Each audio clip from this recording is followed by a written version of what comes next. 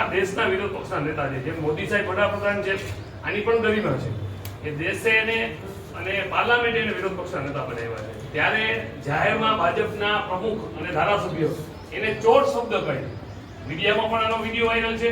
ચોર શબ્દ ક્યારે સાબિત થાય કે એનો ગુનો સાબિત થાય તો હજી એની પર ચાર્જશીટ દાખલ થઈ છે, છતાં ચોર કેવા શબ્દો કહી એનું અપમાન કરેલ છે.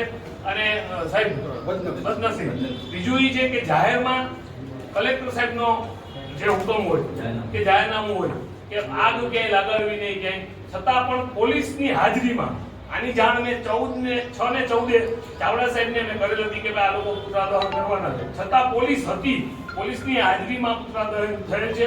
આનાથી આગ લાગી, આગ લાગવાથી ઘણા માણસો આમાં દાજી પણ શકત અને મૃત્યુ પણ થાય એવી પણ સાહેબ શક્યતા છે. એટલે બે વસ્તુ છે, અમારી બે માંગણી છે કે તાત્કાલિકના ધોરણે જે જવાબદાર વ્યક્તિ છે, ભાજપના આગેવાનો છે, ધારાસભ્યો છે, એની ઉપર ફરિયાદ થવી જોઈએ. કોંગ્રેસ માત્ર ધરણા કરે છે ત્યારે એને ઉપાડીને લેવામાં આવે છે, તો આ તો જાહેરમાં આગ લગાવી છે.